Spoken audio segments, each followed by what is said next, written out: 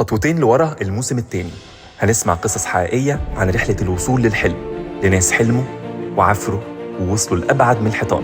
ضيوف حلقة النهاردة 3 من أكبر المخرجين في مصر: كاملة أبو ذكري، عمرو سلامة، ومروان حامد.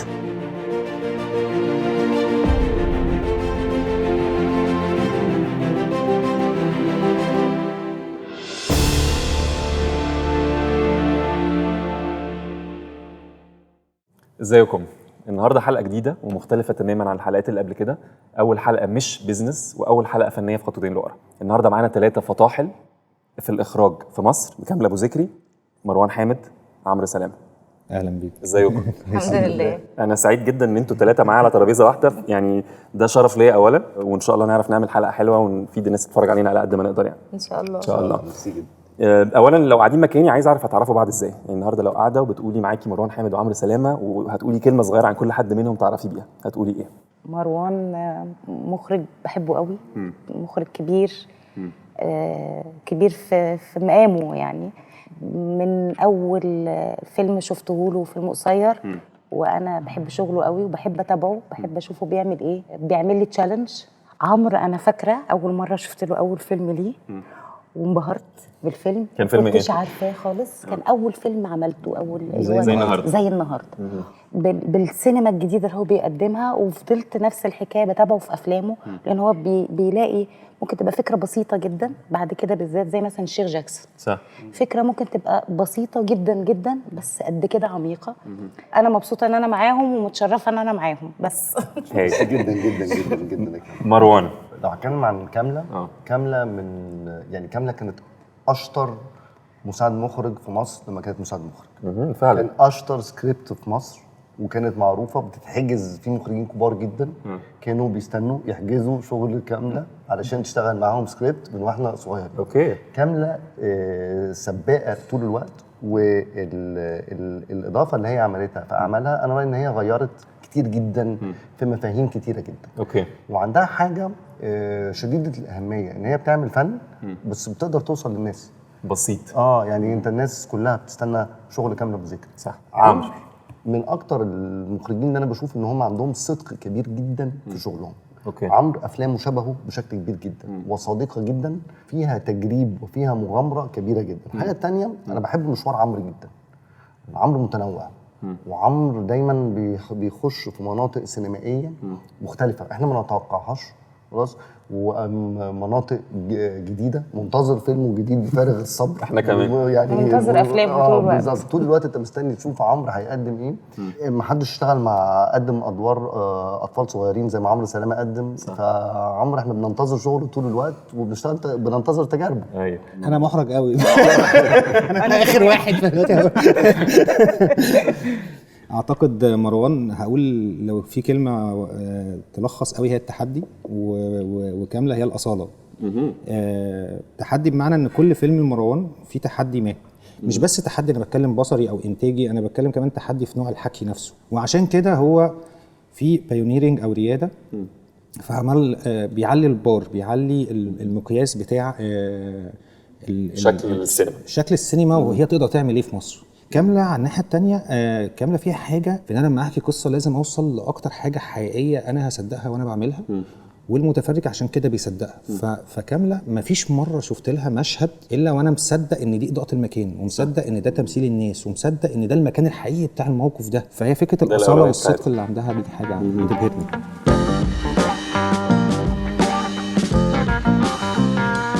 تعالوا نرجع خطوتين لورا. اسم البرنامج وهنحكي كده من الاول شويه ونرجع للبدايات ومن اول ما ابتديته. هبدا مع مروان على حته ان في ناس ممكن تقول ان الحظ او الصدفه بتلعب دور في حياه البني ادم. فهتكلم على بدايه مشوارك خالص وانت طالع من بيت وحيد حامد وبيت زينب سويدان. هل ده كان سبب؟ اكيد طبعا كان سبب. لان انا يعني اتاثر جدا جدا بابويا وبامي. يعني هو اللي حببك في السينما؟ هو عمره ما قال لي حب ولا ما تحبش. هو عمره قال، بس مشاهدتي ليه وقعدتي معاه وحياته، انا حبيت حياته جدا وحبيت طريقته جدا في كل حاجه. هو كان عنده هذه القوه، كان عنده التاثير ده يعني، كان يعني التاثير على مصر كلها فاكيد بالظبط، ده عمل تأثير فينا علينا كلنا، كلنا. ده حقيقي طبعا. فصحابه والناس اللي يعرفوه هو اثر فيهم تاثير، ما بالك انا بقى يعني. فهو الهمني الهام شديد جدا واثر فيا تاثير كبير جدا، ووالدتي برضه. عايز بس اكد على حاجه، مروان من انجازات حياته ومن انجازاته كمخرج انك لما تشوف افلامه ما تقولش من اي حاجه من افلامه ان ليها اي دعوه بهيريتج او بميراث وحيد حامد. حقيقي طبعا. يعني في حاجه خطيره ان هو خلق لنفسه صوته الشخصي، فلو في اي حاجه مشتركه بين مروان حامد ووحيد حامد هي الجوده، بس ما فيش اي حاجه في صوت مروان من صوت وحيد حامد. ابتديت ازاي؟ ناس كتير مش عارفه ايه البدايه او اول خيط. ابتديت احب السينما جدا وبتاع، وحياتي كلها قائمه بقى على افلام. ابتديت بقى افهم ايه ده في مخرج اسمه مارتن سكورسيزي، فابتديت بقى اتفرج على افلامه كلها. ابتديت بقى اخش وانا ثانوي كده، تانية ثانوي بتاع.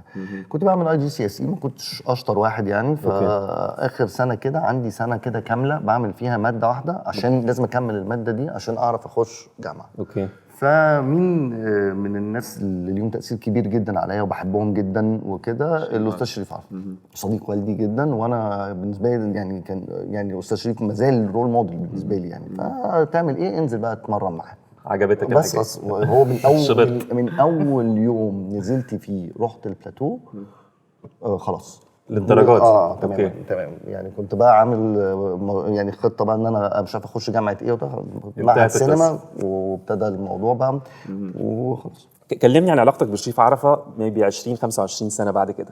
العلاقه دي تطورت ازاي؟ انت لسه بتقول ان انت بتبص له وهو المنتور بتاعك. استاذ شريف فعلا حقيقه الامر انا علاقتي بيه تتعدى ده يعني. هو زي في يعني اخويا الكبير بجد، على المستوى الشخصي وعلى المستوى الانساني. احنا علاقتنا ببعض هي علاقه تعتبر اسريه، تخطت فكره كمان الاستاذ والتلميذ وده، لان هو راجل انا بشوف ان هو صاحب فضل كبير جدا عليا.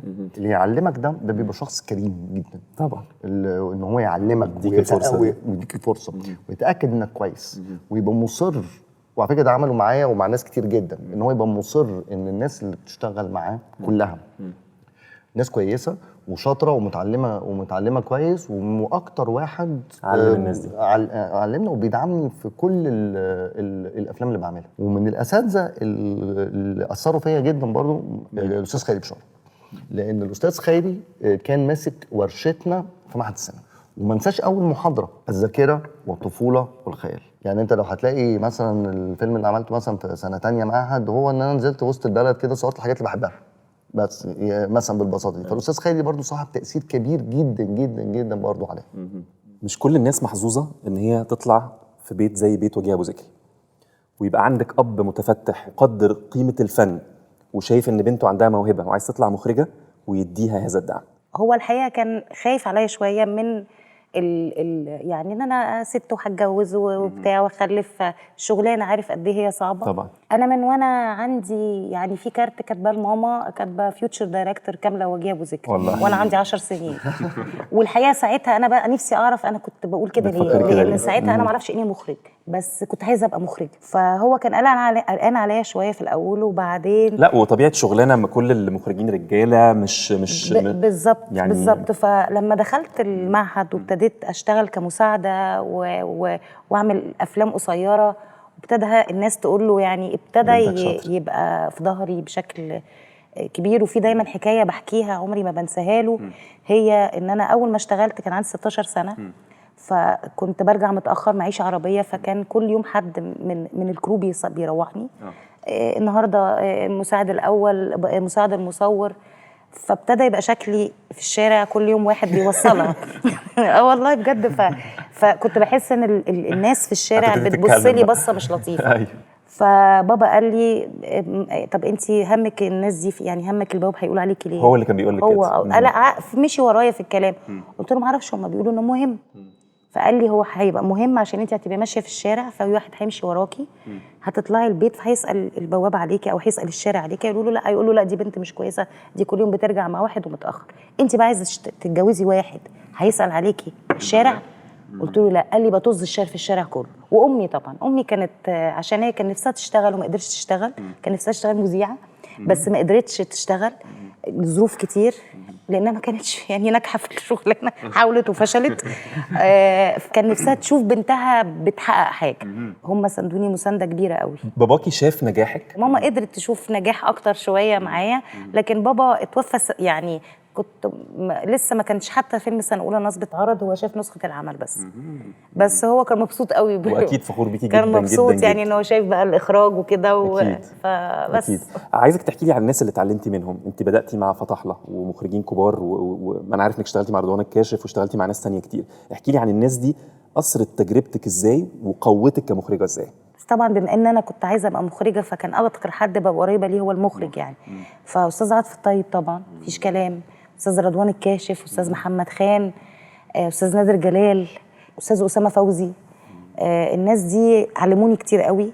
حظي ان انا كنت في وسط فنانين طبعا كبار قوي. على الجانب التاني انت عندك قصه مختلفه تماما، وبيت كان معارض دخولك السينما وشايف اللي انت بتعمله ده جنان وايه اللي انت بتعمله وبتاع، فتجربه مختلفه. احكي لنا اتعاملت مع ده ازاي وتغلبت عليه ازاي؟ احسن حاجه واصعب حاجه في نفس الوقت هو ان ما يبقاش في بديل. يعني انا مش ما عرفتش اتخيل حياتي باي شكل من الاشكال بعمل اي حاجه تانية.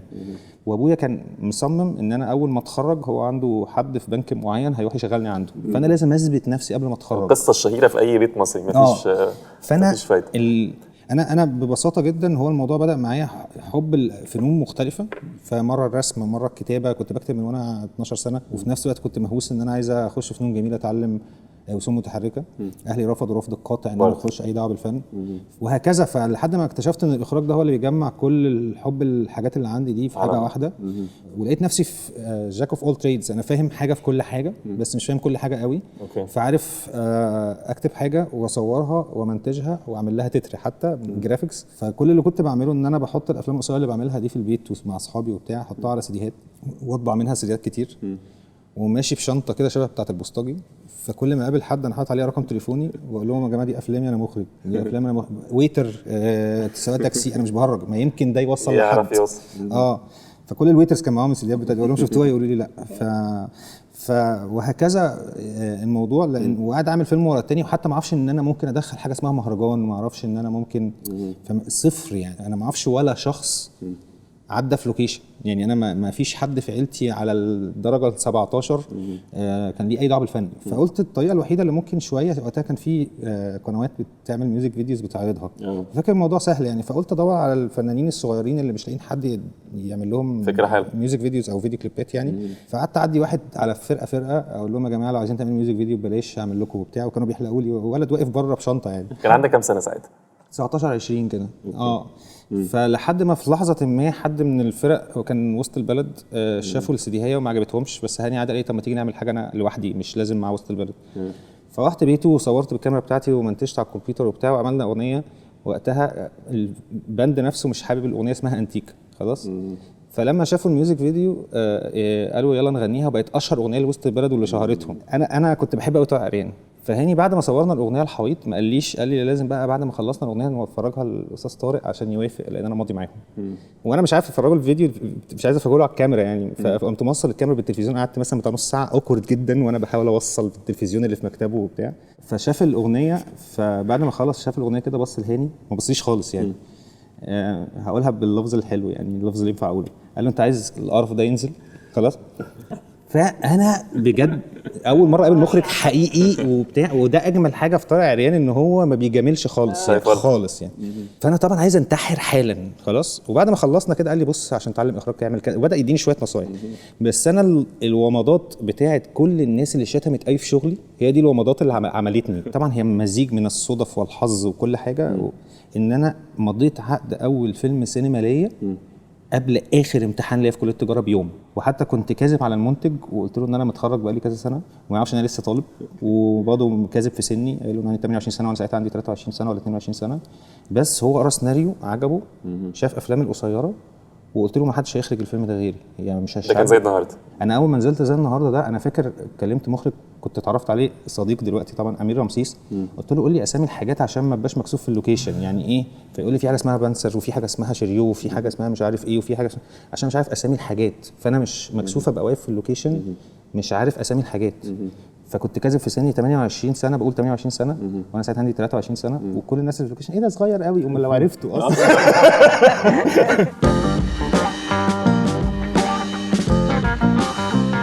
عايز اتكلم معاكم على اللحظات الفارقه في حياتك، في كارير اي حد او في الرحله بيبقى في حاجات كده وقفات.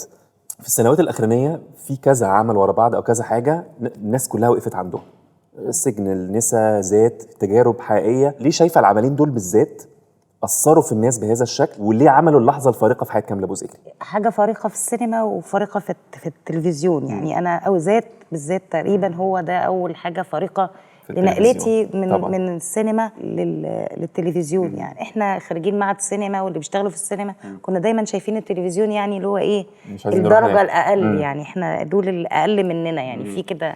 في الوقت ده حصل السينما تقريبا توقفت، فناس كتير من مخرجين السينما والمنتجين والسينمائيين راحوا التلفزيون. في ميزه انك انت الناس بتعرفك اكتر، يعني في حاجه كده التلفزيون بيوصل لكل الناس، فذات فكره انك تلاقي ناس في الشارع تقول لك ميرسي ما حصلتليش في الافلام الصراحه. فتح لي مجال تاني وخلاني احكي الحدوته بشكل تاني. يعني كنت بحكي حدوته في ساعتين فهحكيها في 14 ساعه.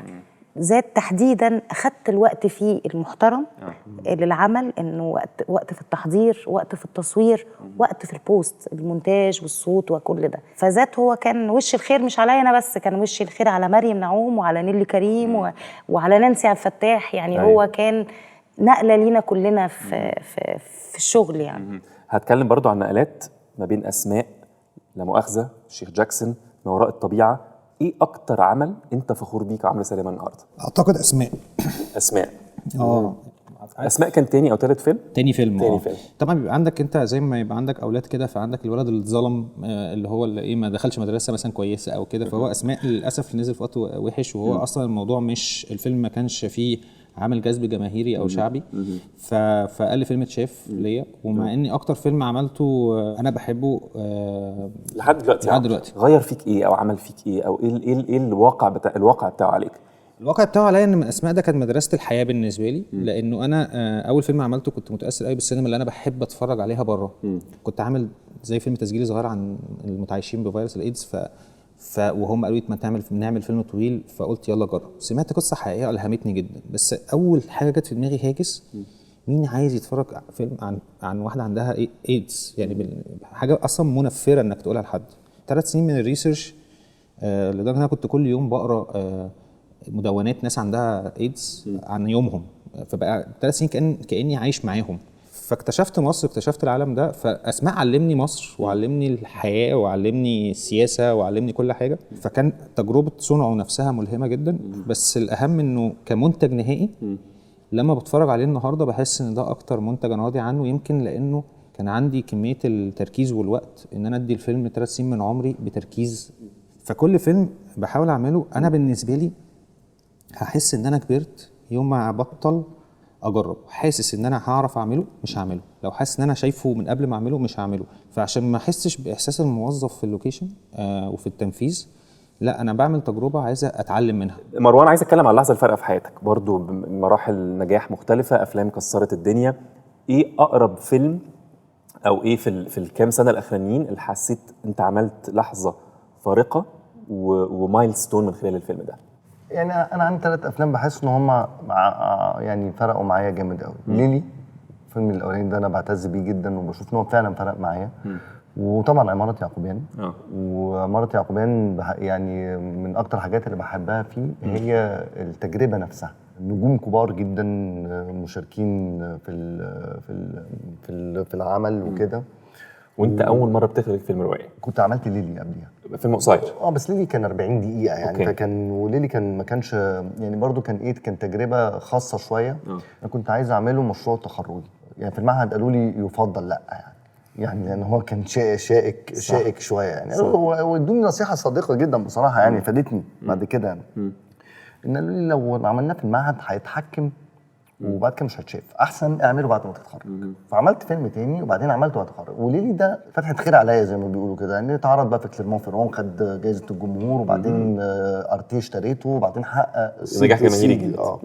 ففي عمارة يعقوبيان تجربه بقى صعبه جدا في ده. فانا اعتقد الخوف ساعات بيبقى مفيد جدا، لان الخوف بيخليك تجتهد قوي، صح. والخوف بيخليك ان انت تذاكر مذاكره غير طبيعيه. فذاكرت الروايه وذاكرت السيناريو وذاكرت كل حاجه عشان ابقى مستعد انت لما تيجي تعمل اي فيلم بتاخد مجموعه كبيره جدا جدا من القرارات، وبتتسأل اسئله كتير جدا جدا، فما بالك فيلم بهذا الحجم. طبعا المسانده بقى اللي انا شفتها من كل الاسماء الكبيره اللي كانت موجوده في الفيلم كانت مسانده كبيره جدا. بتقول لك شغلك حلو، حلوه الفكره دي، مش عارف ايه. ده فرق جامد جدا. دي ممكن جداً. تبقى حيطه او مسؤوليه اكبر عليك، اللي هي حته الثقه، او ان الناس حطاك في حته كده اللي هو انت مش هتقدر تخذل الناس دي. اعتقد ان هي امتع ايام حياتي فعلا. يعني هي بعد شويه خلاص. يعني بعد شويه بقى ان احنا نروح التصوير نصور في عمارة يعقوبيان. فكره ان انا هنزل النهارده هقعد مع الاستاذ عادل امام وهقضي معاه وقت وهشتغل معاه، احلى حاجه. الاستاذ عادل امام، الاستاذ نور الشريف، الاستاذه يسرا، كل الناس اللي موجوده. لكن كل يوم بعد شويه بقى خلاص، بعد ما جاوبنا على كل الاسئله وعملنا كل حاجه وكده، بعد كده خلاص بقى الموضوع فيه متعه. يعني انا ما اعتقدش ان انا قضيت وقت ممتع في عمل زي ما قضيت الوقت ده في عمارة يعقوبيان. فكره ان انا اشتغلت مع الاستاذ عادل امام دي حاجه كانت كبيره جدا جدا لحد دلوقتي، وكذلك الامر مع الاستاذ نور الشريف. الاستاذ نور الشريف مدرسه كبيره جدا جدا جدا، ويعني داعم للشباب طول الوقت، وكان داعم ليا بشكل كبير جدا جدا جدا. فهي كانت تجربه الصراحه فارقه بالنسبه لي. يعني على خلي بالك من حاجه، مش تجربه فيلم، كان مش فيلم فقط، كانت تجربه انسانيه. ما جبتش سيره وحيد حامد، وانك تعاملت معاه كهو كاتب او ككاتب سيناريو وانت كمخرج، العلاقه دي بيبقى ساعات فيها شد وجذب. كان الشكل او الداينامكس بتاعت العلاقه دي عامله ازاي، وليه ما اشتغلتوش مع بعض تاني؟ انا والدي من الحاجات اللي فيها انت هتلاقي مثلا ان كل الاعمال العظيمه اللي هو عملها دي فيرست درافت، اول درافت سيناريو هو اللي انت تقريبا بتشوفه على الشاشه فعلا. معقوله زي البريء مثلا. فيرست درافت، كل الحاجات دي فيرست. ممكن بقى يجي المخرج يقول يقول نشيل جمله نحط جمله نعمل مشهد بس اللي انت بتشوفه على الشاشه هو 99% جه في الدرافت الاولاني. ساعات الدرافت التاني بيبقى تصليحه صغيره بالكوريكتور، لان انا خلي بالك انا يعني من الحاجات اللي خلتني اتعلم ان انا كنت بقرا سيناريوهات من قبل ما اخش معهد السينما. فانا قاري مثلا سيناريو طيور الظلام، فسيناريو طيور الظلام هو الفيلم. قاري النوم في العسل، سيناريو النوم في العسل هو الفيلم. عشان كده في ناس مثلا تكلمني تقول لي احنا عايزين النسخه من سيناريو الوالد. الفيلم موجود، الفيلم هو السيناريو اللي هو درافت واحد. دي حاجه نادره يعني الموضوع ده اعتقد ان هو مش موجود، ان انت يجي لك نص تقراه تقول الله ايه العظمه دي، تخش تصوره. هذا ما بيحصلش بالظبط بصراحه يعني. فده عشان كده بقول لك الموضوع كان بهذه السهوله. ليه ما اشتغلتوش مع بعض تاني؟ يعني كان في مشروع الصراحه، بس هو المشروع توقف. وده كان هيبقى مشروع حلو جدا جدا يعني. لكن للاسف المشروع ما تنفذش. كان طول الوقت في محاولات ان احنا نعمل حاجه مع بعض. بس المشروع اللي كنا نفسنا نعمله ده للاسف ما شافش النور. بس كان في مشروع يعني. الفيلم الثالث الفيل الازرق الاولاني. اوكي. الفيل الازرق الاولاني ده كانت تجربه صنع، وكانت صعبه جدا. كان في حكم الاخوان، ابتديناه في حكم الاخوان في قامت ثوره يونيو. فالفيلم اتعطل جامد جدا جدا جدا، ما كناش عارفين هيكمل ولا لا. زائد ان كان وقتها فكره ان احنا بنعمل فيلم شويه رعب وبتاع وكلام من ده، كانت ما حدش فاهم هتنفع ولا لا. دايما الدافع اللي بيحركني يعني انا اي مشروع بتخشه بتقعد فيه فتره طويله من الزمن، فلازم ابقى حبه جدا علشان اعرف اقعد اشتغل عليه طول الفتره دي. لو مش حبه قوي يبقى انا يعني فده بقى كنت حبه لدرجه ان انا كمان قررت ان لا احنا ممكن نخش نشارك في انتاجه ونعمل وبتاع وكلام من ده. طبعا حصل ازمات اقتصاديه كبيره جدا وازمات ماديه كبيره جدا في اثناء تقفيل الفيلم ده وكده. وكان عندي احساس ايه ده، طالما في روايه عجبت الناس كده يعني يبقى كويس، احنا عندنا حاجه كده فرصة كويسة مطمئنة، نطلعها فيلم. يعني فرصه كويسه نطلعها فيلم. وانا كنت اوبسيست بالموضوع بشكل كبير جدا وقتها. الحمد لله يعني ربنا كرمه ونجح وفرق معانا جامد يعني كلنا بعد.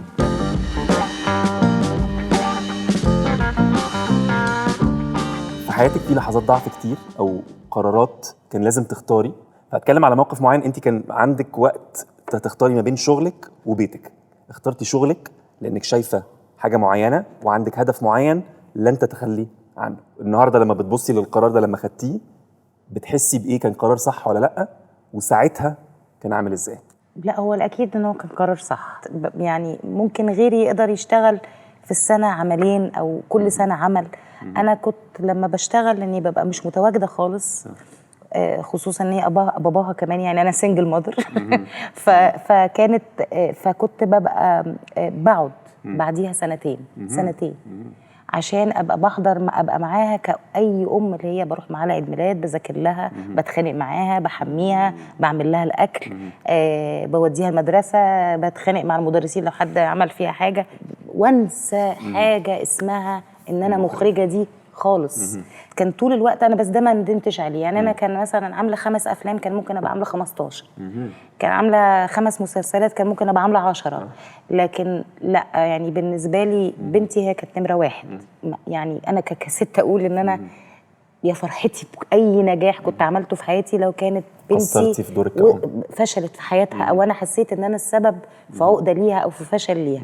عملت اقل، بس في حاجه كمان مهمه اهم من اي حاجه بالنسبه لي، هي بنتي. يعني من اللحظات الضعف او اللحظات اللي اثرت فيكي جامد، هتكلم عن فيلم العشق والهوى. وعارف ان هي ما كانتش تجربه كويسه قوي، والفيلم ما نجحش جماهيريا، وخدتي انت اللوم بالكامل ان انت سبب في هذا عدم التوفيق. تخطيتيها ازاي وتعاملتي معاها ازاي ساعتها؟ يعني هي كانت تجربه قاسيه الصراحه. يعني هو حتى صحابي بيقولوا لي في كامله ما قبل العشق والهوى وفي كامله ما بعد العشق والهوى. يعني ان انا كان عندي كده، كنت يعني شايفه ان الدنيا كلها حلوه، الناس كلها جميله، محدش بيضايق حد، محدش ممكن يأذي حد. يعني كان عندي كده، كنت عبيطه حبتين. فده حصل فرق بقى، لا مش كل الناس حلوه، مش كل الناس جميله. يعني حصل لي العكس بقى تماما، بقيت مش عايز اشوف حد، مش عايزه اكلم حد. قعدت فتره بسبب انه يعني انه كان في تايكونز هم اللي بيعملوا الفيلم، ففعلا قدروا يقعدوني في البيت 4 سنين. يعني قدرت اقعد 4 سنين ما بشتغلش. 4 سنين واتقالت لي الكلمه، اتقال لي عمرك ما هتشوفي الكاميرا تاني، عمرك ما هتقفي ورا الكاميرا تاني. فانا مش عارفه ليه رديت ساعتها. يعني قلت لهم لما تبقى ربنا هصدق، لكن انا عارفه ان انا اللي هقف ورا الكاميرا، وان شاء الله انت مش هتقف ورا. دلوقتي الموضوع يعني واحد مش عايز يستعيده لان هو كان دمه تقيل. طبعا بس ايه المنتاليتي او ايه التفكير اللي طلعك من ده؟ هو وملهاش دعوه براجل وست. هي كان ليها علاقه بايه؟ انك انت تبقى مش واثق من نفسك 100% وحاسس انك كائن اقل او كائن اضعف. انا في الوقت ده كنت لسه في البدايه خالص وبشتغل مع نجوم كبيره جدا، فكنت شايفه نفسي اقل. فده وصل اللي قدامي، الاحساس ده انت بتوصل الاحساس ده. فده في شغله المخرج، لا انت مش مفروض تبقى انت تحس بانك انت اهم حد. بس الحقيقه هو فادني انه مش كل الناس لازم اتعامل معاهم بدرجه الصدق والبساطه دي. يعني في وقفات كانت تجربه، بس انا يعني خرجت منها. بعديها انا فضلت 4 سنين وقلت لا، يعني ان انا ال4 سنين دول مش هضيعهم. فاشتغلت على فيلم 1-0. يعني قلت عشان انا لو هرجع، لو هعمل فيلم وفعلا الفيلم ده قعد كتير لغايه لما حد يرضي ينتجه، لان محدش، انا كان يجي لي السيناريو وبعدين يكلموني يقولوا لي معلش اصل هم مش عايزينك. وكان لسه ابويا ساعتها متوفي، فانا كنت حاسه ان انا خلاص ما فيش ظهر خالص طبعا. بس انا من الافلام الحقيقه لما بشوفها ببقى مش عايز اتفرج عليه خالص. يعني مش عايز اشوف منه شط. يعني هتكلم برضو على لحظات الضعف، وعايزك تستحملني شويه على لحظه فراق وحيد حامد، على اللحظات الاخيره، على ان انت كنت عارف ان ده هيحصل، على ان انت النهارده شايل ليجاسي فيها اسم وحيد حامد والمسؤوليه اللي وقع على عاتقك لاحياء ذكراه ووجوده من خلالك طول ما انت موجود. يعني ساعات كتير جدا بفضل ان انا ما افكرش فيها بالطريقه دي دايما بشكل يومي. هو يا اما بقرا حد كاتب عنه حاجه، يا اما بقابل حد بيقول لي عليه حاجه، يا اما حد بيكلمني في التليفون من اصدقائه يسال عليا، يا اما انا بتفرج على شغل ليه، يا اما كده. ودي حاجه بتسعدني جدا. بس بتوقف قدام حاجه جميله جدا، ايه اللي اتعلمته من ابويا بعد ما مات. فكره ان انت تسيب سيره طيبه وتسيب اثر طيب. مواقف كتيره جدا بتحصل لي يعني يوميا، يعني كان هو اللي بقول له اعمل ايه فيقول لي تعمل ايه، مع يعني صديقك طبعا. يعني فاهم، غير ان هو ابويا وغير ان هو وحيد حامد وكده، بس هو الصديق اللي هعرف اقول له كل حاجه. فدي بتبقى من اكتر الحاجات اللي هي اللي بتاثر. بس غير كده يعني سايب لي اثر طيب جدا، وسايب لي حاجه كبيره جدا جدا انا بعتز بيها جدا يعني. الله يرحمه. بعمر هتكلم على مسلسل طايع، مسلسل لقى نجاح جماهيري جامد جدا، بس انا عارف ان كواليسه كانت من اللحظات اللي برضه من اللحظات الصعبه جدا في حياتك، بكل كواليسه بظروف الشغلانه بكل حاجه. برضه اثرت فيك ازاي وغيرت منك قد ايه تجربه زي تجربه طايع؟ لا، تجربه طايع كانت تجربه طبعا مريره بكل المقاييس. طبعا هو بعيدا عن المنتج النهائي خالص، بس هو التجربه كانسانيا يعني. انا كان والدي توفى، عايز اهرب من تأملات ما بعد الوفاة دي، فعايز اهرب منها بأي شيء، فهدبس نفسي. كانت اول ما اعمل مسلسل، وكان جزء كبير من القرار ان انا اخش ارمي نفسي في حته 7 شهور ما اتنفسش، انسى فيها كل حاجه عشان ما اقعدش افكر في موت ابويا. واعتقد انه كان قرار غلط جدا ومش حكيم بالمره، لان كان لازم ابروسس او اتعامل مع الحزن ده في وقتها. ودخلت تصوير، وفي وقت التصوير في نص التصوير كده توفى اللي كنت بسميه ابويا التاني يعني، احمد خالد توفيق، لانه كان قريب مني جدا، وكنت وعده انه هيشوف المسلسل قبل ما يتوفى. وكان اخر ايميل ليا بيقول لي انا خايف اموت وانا حالتي صعبه وكده، فنفسي اشوف المسلسل. فقلت له ما تقلقش يا دكتور، هيحصل وانت عايش. كنت مديله وعد، فتوفى قبل ما اعمل المسلسل. فدي كانت حاجه قاسيه قوي بالنسبه لي، حسيت فيها بتأنيب ضمير كبير. وغير ان انا حسيت تأنيب ضمير ليه دعوه بابويا. وبعدها وفاه المخرج المنفذ قبل رمضان بحوالي 10 ايام. وده حدث مهما احكي عنه مش هوفيه حقه يعني، في قد ايه الموضوع كان قاسي. يمكن ظروفه كمان كانت اقصى من وفاه ابويا واحمد خالد توفيق، لانه وفاه مش عايز اقول حاجه كئيبه يعني، بس هو اسف على القصه اللي هحكيها، بس هو كلمني وهو في المطار راجع مصر. كنا المفروض بنصور بره، فهو راجع متاخر يوم لوحده، فكلمني في المطار صوته غريب جدا ويقول انا حاسس ان انا مش تمام وفي حاجه وكده. المكالمه دي استمرت 1.5 ساعة لحد اللحظه اللي الممرضه فيها قالت لي ان هو توفى. فالمكالمه دي ما قفلتش لحد ما توفى، وانا اللي كان على عاتقي ان انا اكلم والده اقول له وزوجته اقول لها، وهي كانت حامل وهو كان عنده 31 سنه صغير يعني. طلعت من طايع بقى بكارثه، ان انا خلاص تصوير ببروسس 3 وفيات يعني، بتعامل مع 3 وفيات مع بعض. هو اصلا حتى مع وفاه روبير ان انت لازم تكمل مسلسل والمسلسل يتعرض، فانك ما تنسى كل حاجه ولازم تبتدي تكمل شو يعني. دي برضو دي كانت حاجه قاسيه جدا طبعًا. في حد ذاتها. انا كنت واقف في اللوكيشن اللي هو كان فيه من كام يوم وانت مضطر تكمله من غيره بالظبط. هو تكمله التصوير دي في حد ذاتها كانت تجربه، مهما اتكلمت على قد ايه كابوسيه مش هوفيها حقها، مش ليا انا بس، ليا انا كل الناس اللي شغاله. ونوع التعامل بعدها كان قاسي جدا يعني. اما عرفت موضوع روبير الصراحه خفت جدا، خفت على بقيت بعد كده يعني، مثلا ان احنا بنضطر نشتغل بال30 ساعه. دي المشكله، ظروف الغير ادميه للتصوير، وبعدين انك تضطر تكمل يعني طبعا. تضطر انك انت غصب عنك تبقى بتكمل، وفي حد فقد حياته بسبب قسوه الشغلانه طبعا، قسوه الظروف اللي احنا بنشتغل فيها. انا تحديدا بتكلم على مسلسلات رمضان يعني. وانا كتير معايا مثلا ببقى طول الوقت روبير في دماغي، ان انا مثلا يبقى معايا شاب عنده 27 26 سنه وشايفاه بيقع من طوله، واقول عشان ايه؟ يعني عارف بعد شويه تقول عشان ايه؟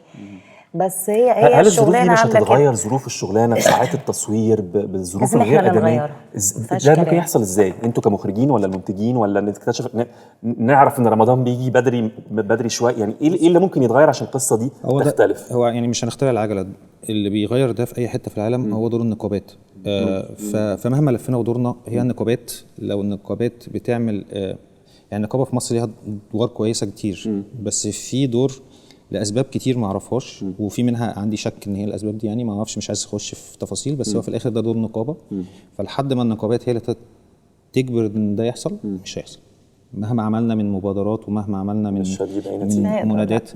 فهي طول ما هي دور النقابه. في لحظات معينه كده في حياه الواحد انه خرج منها بيحس ان ده انجاز اكبر من اي انجاز عملي عمله في حياته. صح. ان انت عرفت تطلع من الحفره دي عايش، انك عرفت تطلع من الحفره دي عايز تشتغل تاني وعايز تعيش تاني وعايز تتجوز تاني وعايز يعني قصدي في الاخر في نوع الخروج من الحفره ساعات بيبقى انجاز اكبر من اي انجاز تاني عملته في حياتك. وانا اسف على الاسئله دي، بس انا عارف الناس كتير قوي اللي بتتفرج علينا بيعدوا بهذه التحديات او المشاكل او لحظات الضعف في حياتهم العمليه او في حياتهم الشخصيه، من ان هم معجبين بيكوا او ناس فعلا بتشوفكم كمثل اعلى، يعني كان نفسي يشوفوا طلعتوا ازاي من المايند سيت ده، او من المشكله اللي وقعتوا فيها، او من الحاجه اللي كانت باينه اخر الدنيا ساعتها وعرفتوا تخطوها بالشكل ده. خلينا نفرفش شويه وبلاش نكمل على يعني في مود احسن من كده.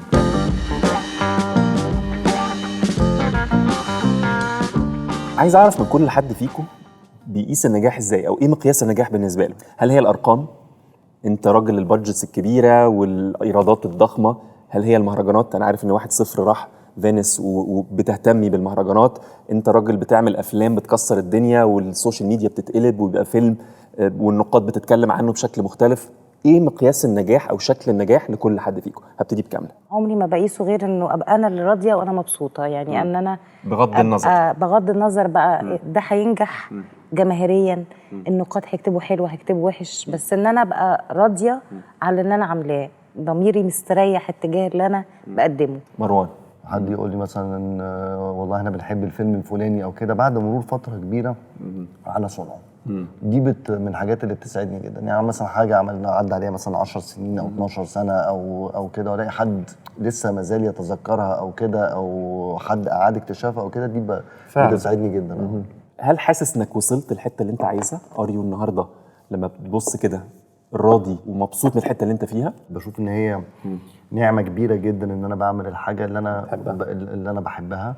لما بخش عمل ببقى عايز اعمل العمل ده عشان انا حبه ومسيطر عليا ونفسي اعمله.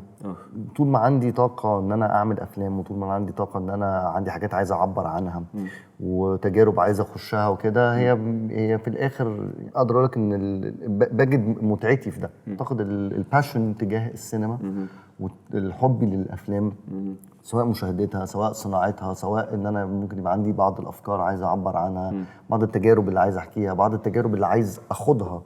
ما نفسكش توصل للعالميه؟ ما ينفعش ما نفسكش تعمل فيلم بره مصر؟ الحته دي شايفها ازاي، او حلم بيراودك ولا لا؟ لو جت فرصه حلوه اكيد طبعا. بتسعى ليها ولا لا؟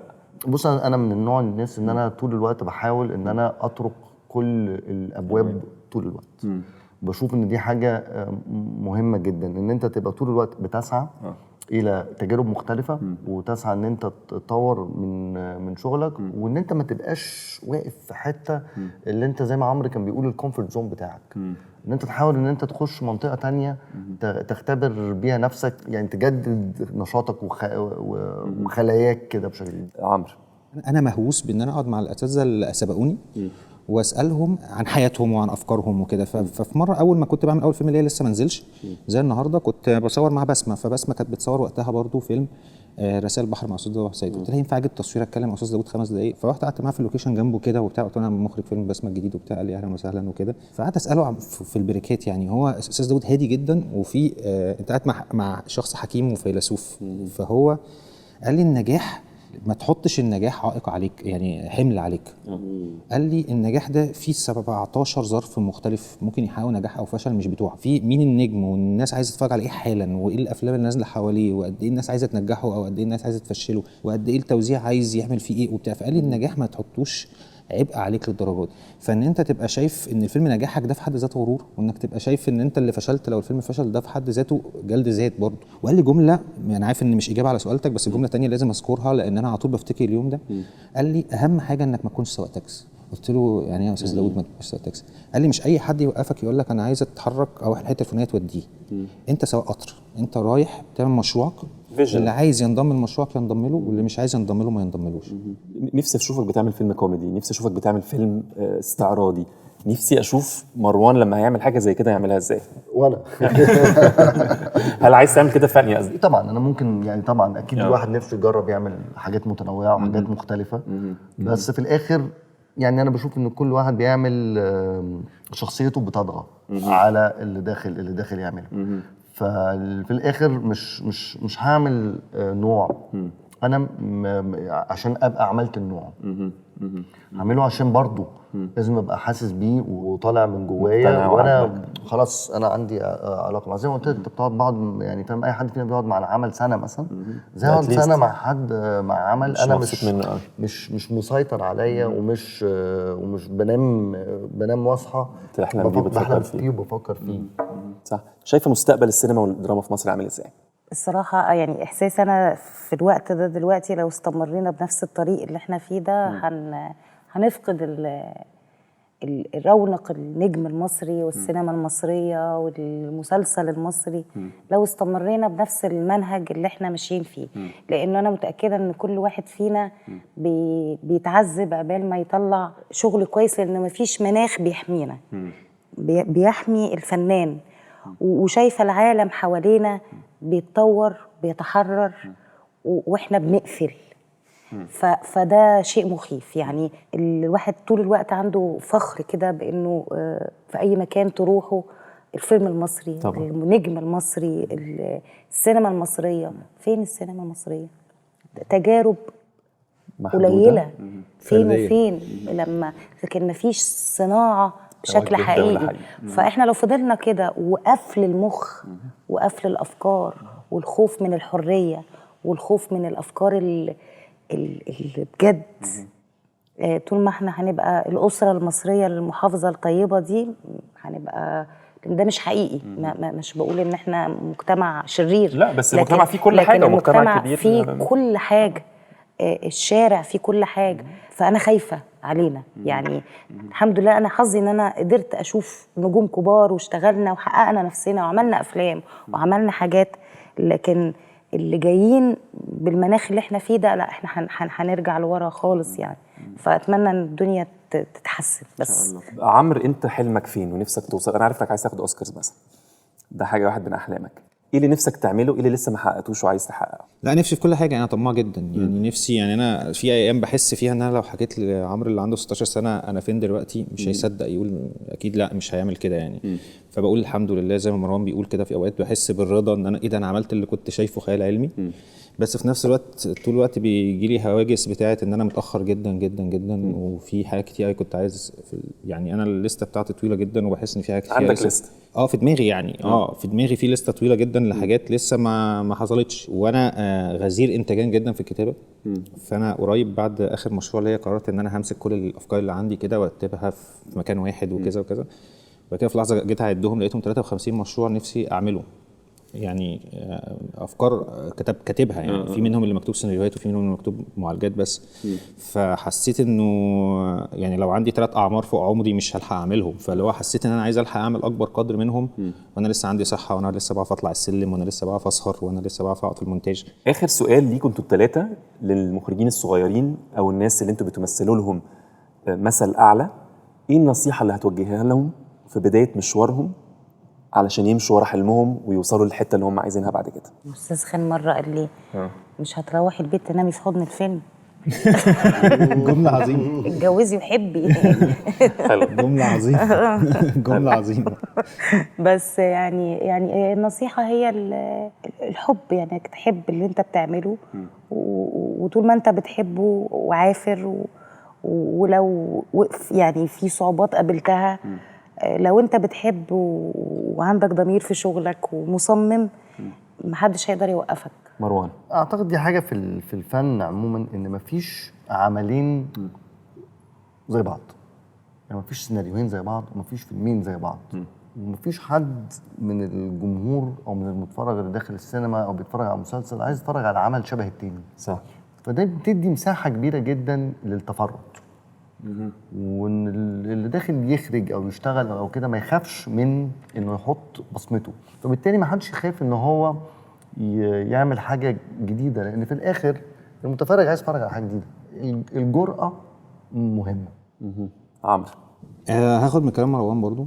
هي فكره لاقي صوتك، يعني لاقي صوتك، لان صوتك هو الحاجه الوحيده الجديده واللي عندك اللي تعرف تقدمها للدنيا. وعشان تلاقي صوتك ده لازم انت نفسك تشتغل على نفسك كانسان، لازم تقرا كتير، تتفرج كتير، تجرب كتير عشان تعرف انت مين اصلا. خبط على 1000 باب، في باب هيفتح. 90% من النجاح شوينج اب. يعني ايه؟ يعني انك تيجي في ميعادك، تعمل الشغل المطلوب منك واكتر شويه. في لحظات كتير جدا ببقى مش طايق التصوير، مش طايق حياتي، عندي اكتئاب، بس في الاخر انا مش هدفع حد ثمن حزني، مش هدفع حد ثمن اكتئابي، انا مش هدفع حد ثمن وجع الجسدي. فانا تعبان، هروح التصوير في ميعادي وهحضر وهعمل المشهد باحسن طريقه ممكن اعمله في الوقت المتاح ليا. ففي اللحظه مهما كنت مش مطالب مني ده هعمل ده. انا بشكركم جدا جدا على القعده الحلوه دي، وده اللي بنحاول نعمله في خطوتين لورا، ان احنا نحكي حكايات ناس وتجاربهم في الحياه. واعتقد ان الحلقه دي هتبقى قاعده للتاريخ، ان كمان 20 30 سنه هيقول ان الحلقه دي قعدت 3 من اكبر مخرجين في هذه الفتره في الحياه في مصر على ترابيزه واحده يحكوا قصتهم ويشير الحكايات بتاعتهم. بشكركم جدا ان انتوا لبيتوا الدعوه وجيتوا كنتوا معايا النهارده، واتمنى الناس اللي تتفرج علينا تبقى استفادت وتعلمت من التجارب دي. وانتوا الناس اللي بتتفرج علينا، ايه الحيطان بتاعتكم وهتتخطوها ازاي؟